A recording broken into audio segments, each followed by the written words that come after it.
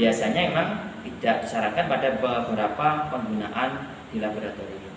Berikutnya, ini cenderung dipakai untuk satu bahan saja. Misalnya saya ambil ini ada bahan NH3, amonia. Kalau saya memutuskan misalnya amonia yang encer, ya, jangan yang pekat, yang encer, kemudian saya menggunakan pipet ini, maka idealnya hanya untuk pipet ini saja sewaktu itu. Jangan untuk berkelanjutan pipet ini terus, tidak bisa. Jadi misalnya hari ini atau selama 1 jam ke depan saya menggunakan NH3, ya saya ambil. Misalnya dia tidak punya lagi pilihan untuk menggunakan pipet ini, pipetnya kaca, maka saya boleh menggunakan ini, saya masukkan, tapi tidak untuk dipindahkan ke tempat lain. Misalnya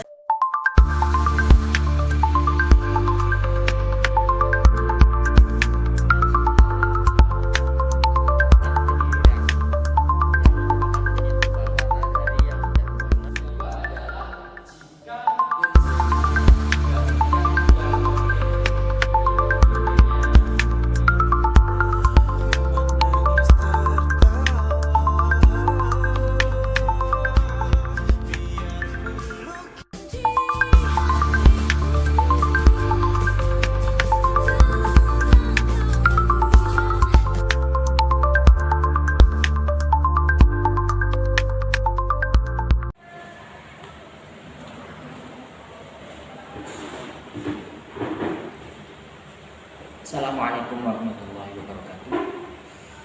Selamat pagi, siang ataupun malam untuk adik-adik maupun mahasiswa serta seluruh teman-teman yang bekerja di laboratorium, entah itu praktikum, melakukan percobaan sampai dengan penelitian di laboratorium. Hari ini kita berbagi informasi tentang tips bagaimana memilih dan menggunakan pipet tetes sebagai alat untuk mengambil larutan atau bahan kimia yang aman dan nyaman untuk digunakan selama kegiatan di laboratorium. Oke, simak videonya. Baik, teman-teman semua, secara umum pipet tetes yang digunakan oleh beberapa kegiatan di laboratorium itu ada 2 jenis pipet tetes. Yang pertama adalah pipet tetes dengan model yang terbuat dari bahan kaca seperti ini, ya. Dan yang kedua ada pipet dengan bahan dari plastik seperti ini.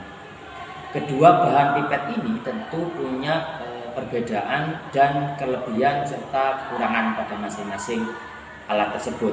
Yang pertama, pipet tetes dengan bahan kaca salah satu pipet tetes yang paling banyak digunakan di laboratorium untuk kegiatan pengambilan bahan ataupun larutan kimia, karena secara umum pipet ini banyak digunakan untuk pengambilan larutan ataupun bahan kimia. Mayoritas bahan-bahan kimia larutan yang sifatnya bentuknya cair diambil menggunakan salah satunya bahan ini dengan ukuran tetes atau tertentu. Meskipun ada beberapa bahan kimia atau larutan kimia yang tidak disarankan diambil menggunakan bahan pipet tetes berbahan kaca atau silika. Kenapa? Contohnya adalah asam fluorida atau HF. Bahan tersebut tidak direkomendasikan kalian ambil menggunakan pipet berbahan kaca. Karena apa? Karena asam fluorida mampu melarutkan silika pada pipet ini. Resikonya nanti larutan HF menjadi terkontaminasi karena banyak silika yang larut, ataupun nanti pipet ini menjadi rusak, ya, entah berlubang ataupun pecah. Oleh sebab itu sangat tidak direkomendasikan pada beberapa bahan tertentu di laboratorium yang sensitif terhadap pipet tetes berbahan kaca. Namun kelebihannya, ya, pipet ini memang paling recommended untuk digunakan. Karena apa? Karena dalam penggunaannya pipet ini itu dapat dibersihkan dengan cara bagaimana? Tinggal dibuka karetnya ini, ya. Nah, ini nanti tinggal bagian ujungnya yang pangkalnya ini tinggal dibersihkan menggunakan, contohnya di sini ya, saya praktek ada botol semprot yang tinggal kita bilas, ataupun jika kita dekat dengan sumber air pencucian seperti di wastafel, kita tinggal menggunakan sabun, air sabun nanti dibersihkan sehingga resikonya untuk terkontaminasi atau bisa dibersihkan secara lebih bagus dan dapat digunakan kembali. Pipet kaca ini menjadi salah satu alat untuk pengambilan larutan yang lebih nyaman dan aman untuk digunakan beberapa kali. Namun jika nanti Anda menggunakan bahan kimia yang berwarna, yang resikonya dia melekat ke sisi-sisi kaca ini, ya tetap tidak bisa digunakan kembali. Ya, itu enaknya. Kelebihannya, kurangannya hati-hati ya. Ada beberapa pipet kaca yang rusak ya. Kekurangannya di sini biasanya ketika bagian karet ini sobek ya, maka tidak bisa digunakan atau diganti dengan karet yang lain. Kenapa? Dalam pengambilan larutan, misalnya seperti ini. Nah, ketika Anda membawa larutan, maka diharapkan posisinya tegak lurus. Jika tegak lurus seperti ini, ya, dia tidak menetes, berarti kondisinya baik. Jangan dibawa miring, ketika Anda ngambil sudah mau dipindah,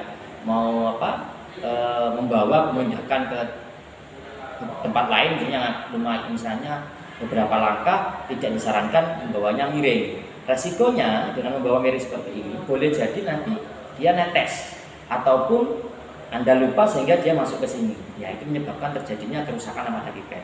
Idealnya adalah pada saat Anda membawa harus posisi tegak lurus. Ini lebih aman untuk diri Anda biar tidak ketumpahan pada bahan kimia atau larutan kimia.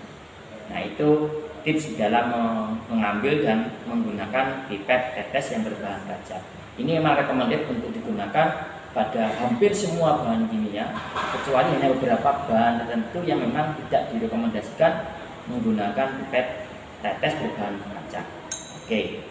Yang kedua adalah pipet plastik seperti ini. Beberapa laboratorium ya memang, atau beberapa pengguna laboratorium menggunakan pipet plastik ini dalam kegiatan di laboratorium ya. Meskipun ini secara idealnya memang kurang bagus, kelebihannya praktis saja. Namun ini bersifat disposable, hanya satu kali atau beberapa kali pakai saja. Enaknya bahan-bahan seperti hidrogen fluorida dibutuhkan pipet plastik ya, pipet plastik yang memang tahan terhadap bahan tersebut. Namun beberapa bahan yang lain sifatnya yang lebih pekat, yang asamnya cukup sensitif pada bahan plastik, maka resikonya dia menjadi justru tidak efektif. Yang berikutnya, kekurangan dari pipet ini adalah ketika dibersihkan susah ya, dia hanya model seperti ini ya, disedot begini ya, seperti ini. Jadi ini tidak efektif. Kenapa? Karena dia dibersihkan di sini, akhirnya dia setelah dibersihkan dibuang.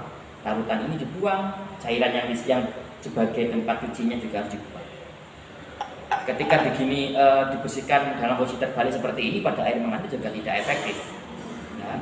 Jadi ini biasanya memang tidak disarankan pada beberapa penggunaan di laboratorium. Berikutnya, ini cenderung dipakai untuk satu bahan saja. Misalnya saya ambil ini ada bahan NH3, amonia. Kalau saya memutuskan misalnya amonia yang encer, jangan yang pekat, yang encer, kemudian saya menggunakan pipet ini, maka idealnya hanya untuk pipet ini saja sewaktu itu.